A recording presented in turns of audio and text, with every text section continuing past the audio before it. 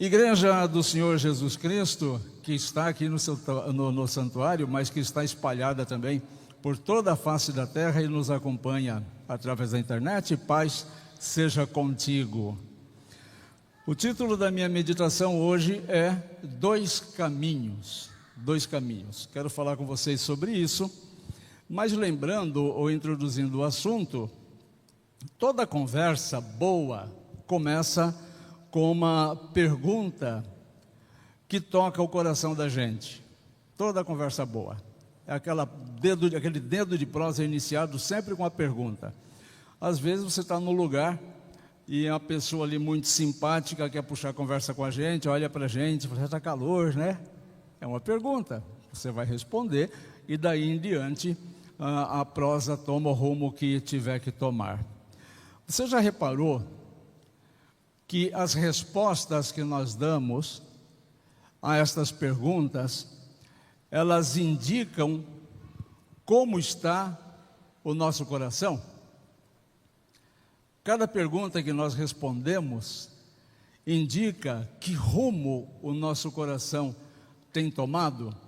É óbvio que nós estamos sempre afinados e não tem como fugir da soberania das Escrituras, já que hoje estamos celebrando Cristo como Rei do Universo. Hoje é o último domingo do ano cristão, do calendário cristão, do ano litúrgico. Domingo que vem já se pode montar os enfeites de Natal para relembrar a espera de Jesus. O Natal do Papai Noel já começou. O Natal do Papai Noel começa em fevereiro, em janeiro, no Carnaval. O Natal de Jesus começa domingo que vem. São os 4 domingos antes do Natal, que é o domingo do Advento, o domingo da espera de Jesus. E aí nós colocamos símbolos que representam a espera de Jesus. Natal de Jesus não tem absolutamente nada a ver com Papai Noel. Então ensine para suas crianças que quem vai dar o presentinho não é o Papai Noel, é o Papai do Céu. Até da rima, né? Mas deem preferência ao Papai do Céu. E Jesus, ele disse que a nossa boca fala do que o coração está cheio. Então, quando nós respondemos, seja qual for a pergunta que nos é feita, nós respondemos com aquilo que preenche o nosso coração. E não é de outra forma.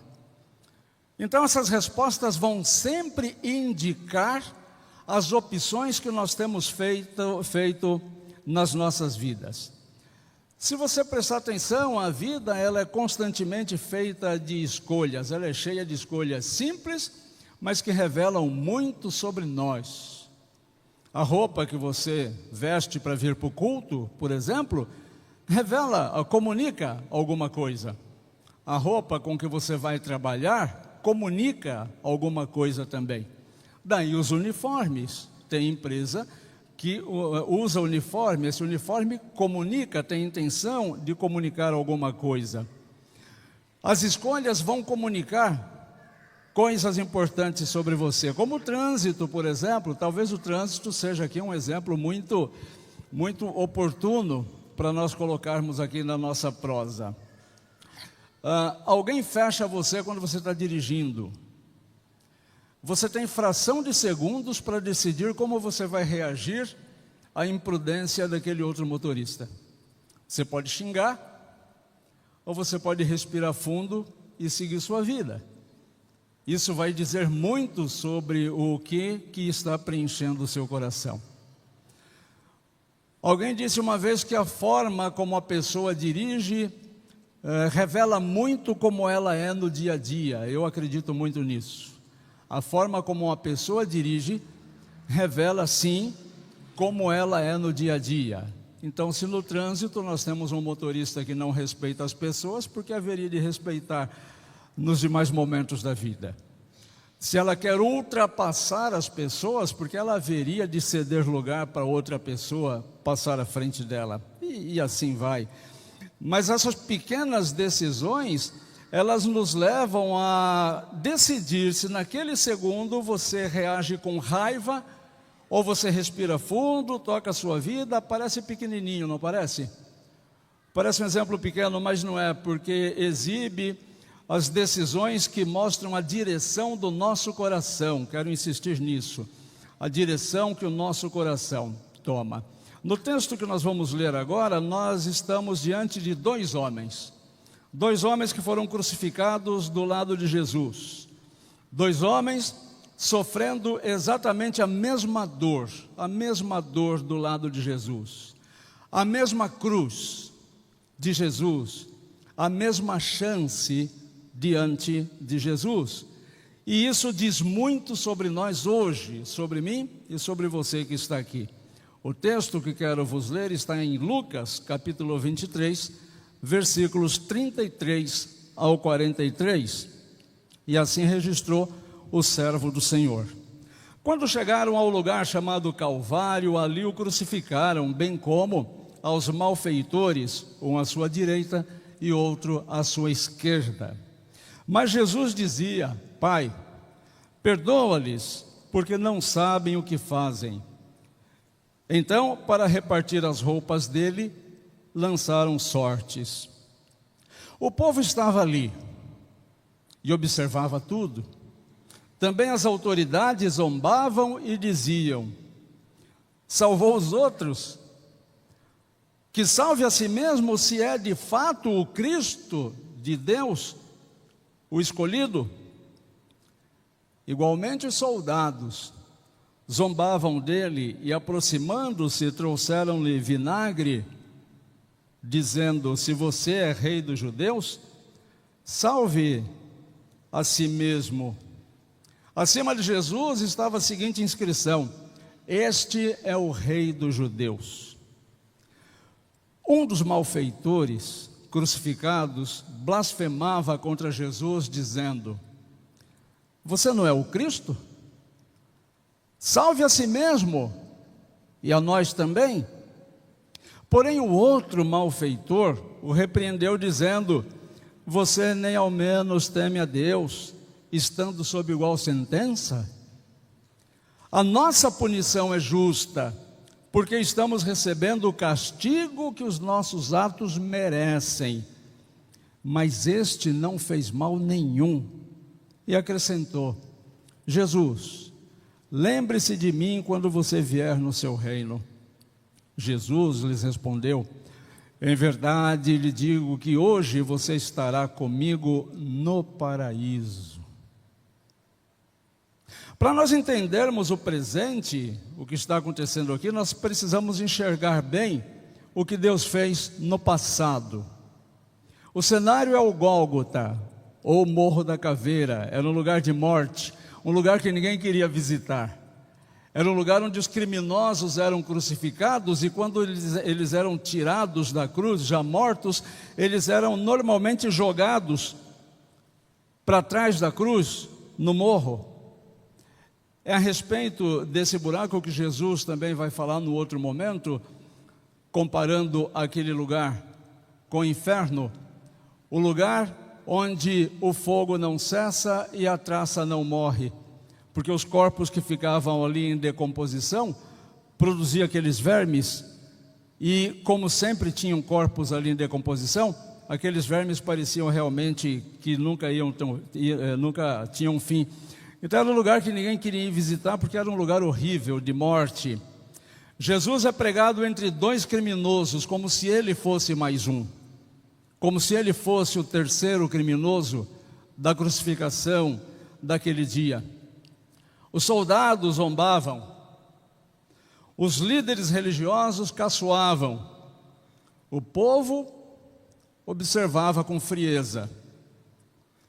Parecia o fim da esperança, se nós olhássemos esse cenário somente pela perspectiva humana. Dois ladrões, igualmente derrotados, mas um deles começa a repetir as vozes ao redor. Esse já é um fator de ensino para nós. Esse ladrão na cruz começava a repetir o que ele ouvia as pessoas dizendo sobre Jesus: se você é o Cristo, salva-te a ti mesmo e salva também a nós. Quantas vezes nós nos pegamos, nós nos surpreendemos repetindo o que as pessoas comumente falam, sem prestarmos atenção, que estamos repetindo heresias, blasfêmias contra Deus. Só porque todo mundo faz, porque todo mundo fala, nós vamos na enxurrada do eu acho, nós vamos na enxurrada do na minha opinião, nos afastamos da vontade de Deus e somos convencidos pelo argumento forte de muita gente com fé fraca. Esse homem que pediu que Jesus descesse da cruz e salvasse a si mesmo e a ele queria um Cristo útil. Um Cristo, e preste atenção nisso, um Cristo que pudesse resolver os seus problemas particulares. Era este o Cristo que ele queria. Era este o Cristo que ele buscava. Um Cristo que pudesse acabar com o seu sofrimento, com a sua agonia. Em momento algum, esse criminoso considerou a possibilidade de adorar Jesus. Mas ele desafiava Jesus a resolver os problemas dos quais Jesus não tinha responsabilidade nenhuma. Porque quem havia cometido crimes para estar na cruz fora ele próprio, e não Jesus. Não é assim que nós somos a maioria do tempo que nós vivemos? Nós queremos que Deus venha resolver muito rapidamente as consequências dos problemas que nós criamos. Ele queria alívio, mas ele não queria redenção. Ele queria que a dor fosse retirada, mas ele não queria entregar o coração. Entregar o coração não estava sendo, em momento algum, cogitado por aquele criminoso. Mas tem o outro. O outro criminoso faz o caminho inverso. Ele olha para ele mesmo. Em vez de olhar para fora, ele olha para dentro e ele encara a sua própria culpa. E esse, segundo o criminoso, também nos ensina muito nesta noite, porque depois de olhar para o seu próprio coração, depois de examinar a sua própria consciência, ele reconhece e ele assume isso dizendo: nós estamos aqui com justiça. O que está acontecendo aqui na minha vida está acontecendo porque eu mereço. É consequência do estilo de vida que eu adotei até aqui. A responsabilidade por isso que eu estou vivendo agora é absolutamente e toda minha. Aquele homem, ele via o que ninguém mais estava vendo no momento. Tema do nosso culto de hoje, a realeza de Jesus. Diferente do outro criminoso que via Jesus como um ser útil que pudesse resolver os seus problemas mais imediatos, o outro criminoso olhou para Jesus e o viu como rei. Não o rei da placa que estava afixada na sua cruz, que foi colocada ali pelos seus inimigos, como uma forma de zombar. Olha aqui, crucificado está o INRI, Jesus de Nazaré, rei dos judeus. Não é este rei que aquele homem estava vendo. Ele via um rei da eternidade, o rei de todo o universo. E com a humildade de quem sabe que não tem mérito nenhum diante de Jesus para exigir qualquer coisa, com a consciência de que sabe de que ele não era ouro de Ofir, que ele não era joia preciosa diante de Deus, que ele era sim um pecador miserável e condenado à cruz onde ele estava.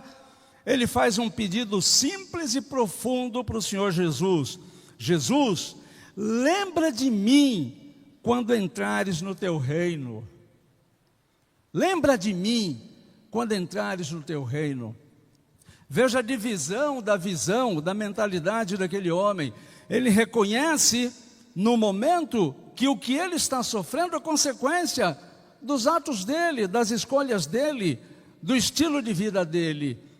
Mas ele reconhece que a eternidade está nas mãos de Jesus e que ele não vai durar a vida toda aqui, a eternidade toda aqui, neste mundo, como nós às vezes pensamos que vamos viver toda a eternidade aqui nesta vida, fincados nas ilusões que nós plantamos a cada dia, Jesus, lembra de mim quando vier no seu reino. E Jesus responde com a promessa mais doce que um pecador arrependido pode ouvir: hoje mesmo você estará comigo no paraíso. É isso que todos nós queremos ouvir de Jesus: você estará comigo no paraíso.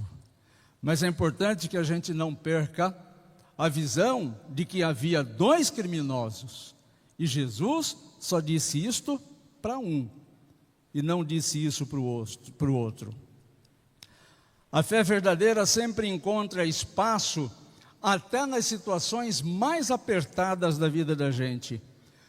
No fundo, cada um de nós somos mais parecidos com esses dois criminosos do que nós imaginamos, ou do que nós queremos aceitar. Como nós somos parecidos com os dois? Então vamos ver no que nós somos parecidos. Os dois criminosos estavam quebrados diante de Jesus. Os dois tinham falhado diante de Jesus, isso também os igualavam. Os dois podiam olhar para Jesus, e isso também os igualava. Mas o que os fez diferentes? Só um se rendeu a Jesus. Só um se rendeu a Jesus. A nossa vida também tem vozes que tentam distorcer a voz de Jesus. Agora para pensar um pouco na tua vida. Se você pudesse contar só no dia de hoje, quantas vozes sufocaram a voz de Jesus no teu coração?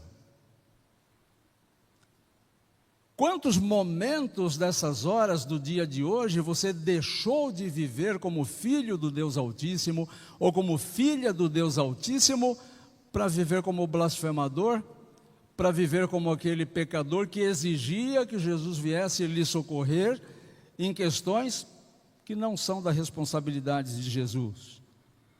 Vozes que tentam distorcer a voz de Jesus no nosso coração.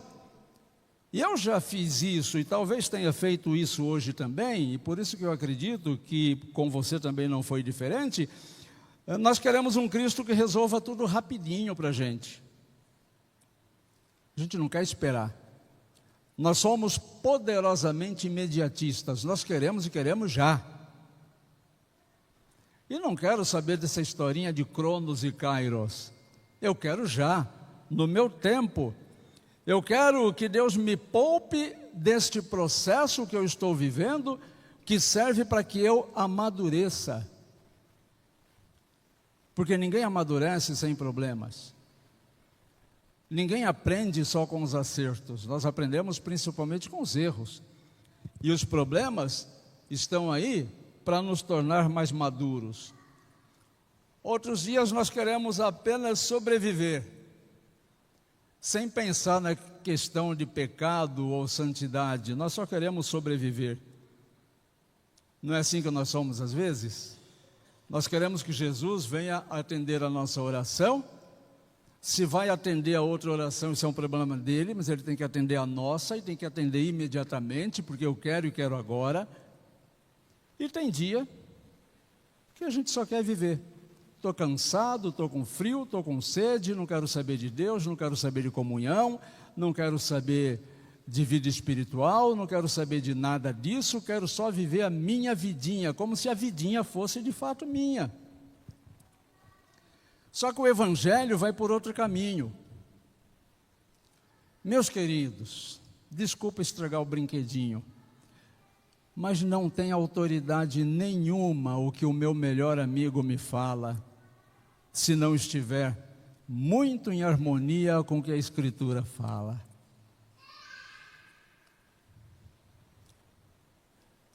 O ladrão arrependido, ele ensina para a gente que quando nós reconhecemos a verdade sobre nós mesmos, aí a graça de Cristo encontra espaço para agir. É aí que a graça de Cristo começa a agir. Quando eu reconheço a minha fraqueza, quando eu reconheço a minha limitação, quando eu digo para Jesus pendurado na minha cruz: Jesus, tem misericórdia de mim.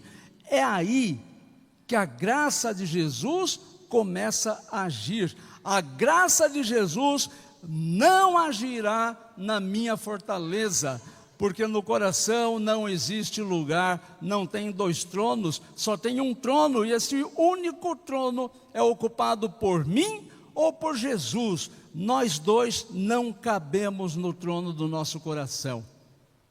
Quando nós escancaramos então a nossa limitação, aqui começa a graça do Senhor, e a aplicação disso é bem simples.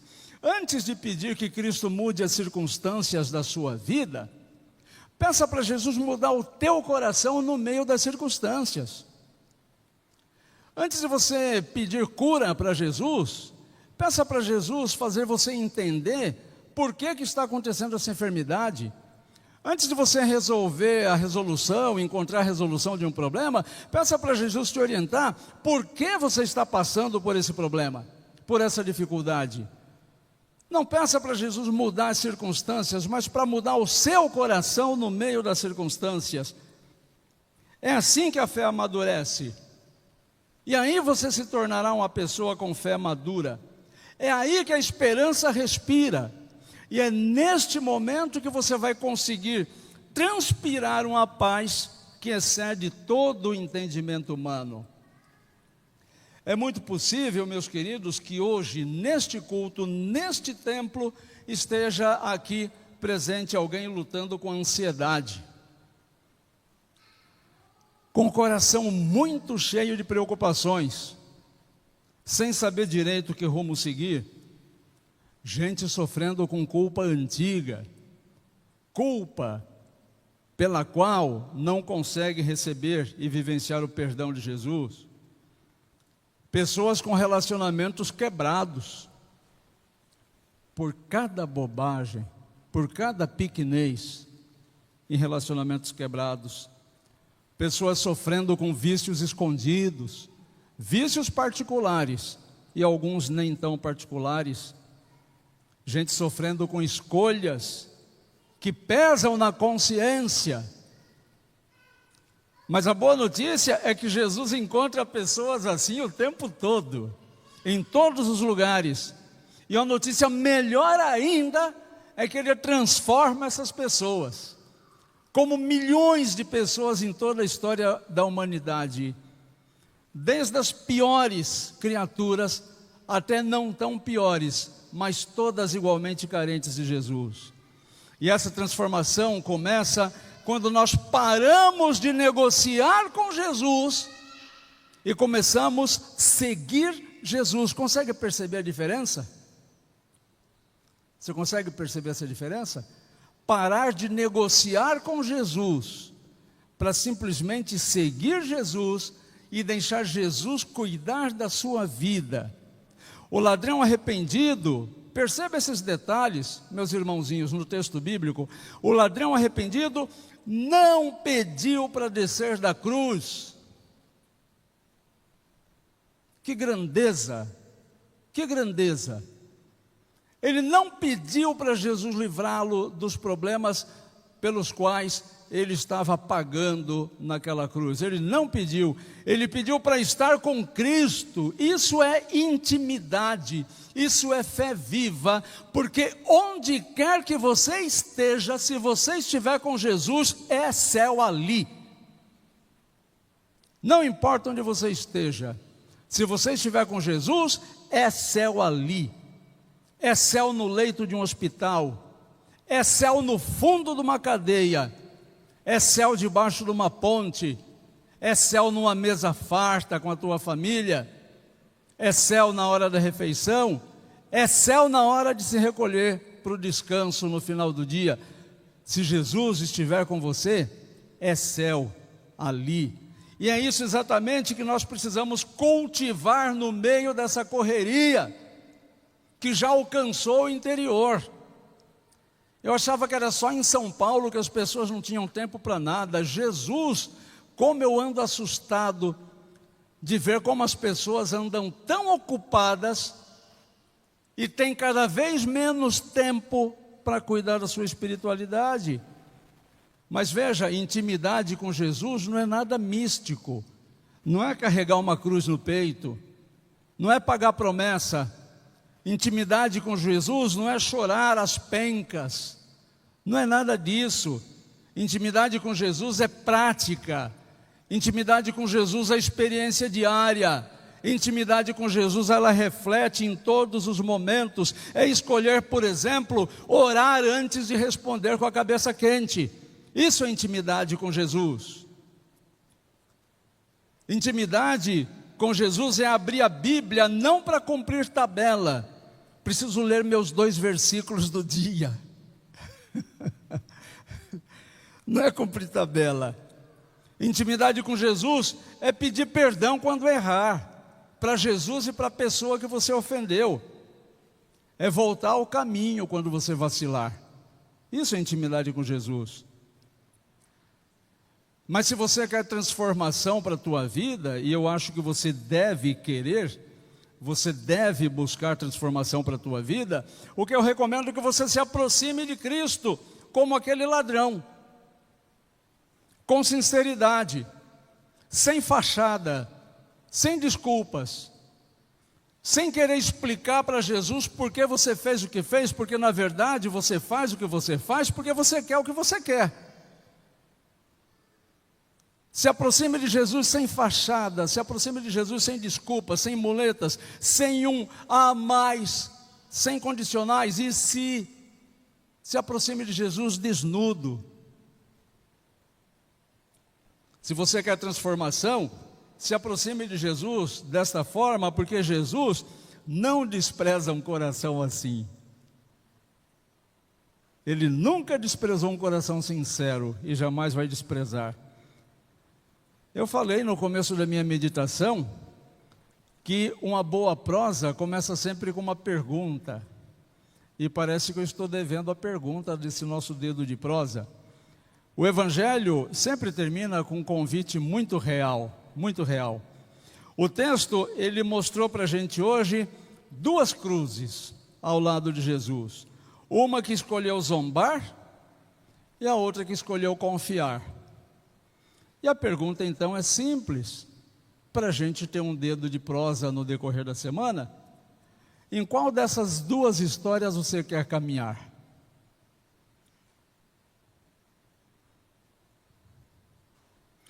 Seja qual for a tua luta hoje, faça como o ladrão que não desperdiçou a sua última chance de se redimir diante de Jesus. Olhe para Cristo, se confesse para Cristo, peça para Cristo, caminhe com Cristo, caminhe com Cristo, não com as suas emoções. Não seja dominado pelos seus sentimentos. Não faça como aquele motorista que foi fechado pelo outro e que bota a cara para fora e grita e xinga. Não, não seja controlado pelas suas emoções. Eu falei há 2 domingos que reclamar é muito feio. Lembra que eu falei isso? Que reclamar é muito feinho. E tem gente que reclama o tempo todo. Que agonia que dá conversar com a pessoa. Cada 10 palavras que a pessoa fala, 11 é reclamando. Gente, dá um faniquito de escutar a gente assim. Porque eu fico olhando e falo assim, mas essa pessoa diz que é alcançada pela graça de Deus, e o coração dela faz com que dos lábios dela só saia lamentação e reclamação. Que Jesus é esse que está no coração dessa pessoa? Então, enquanto a semana está começando hoje, guarda isso no teu coração. Guarda bem isso no teu coração. Quem está com Cristo nunca está perdido, mesmo quando tudo do seu lado se resumir à cruz. E que Deus assim te abençoe em graça, em verdade e em crescimento espiritual para a glória dele. Amém?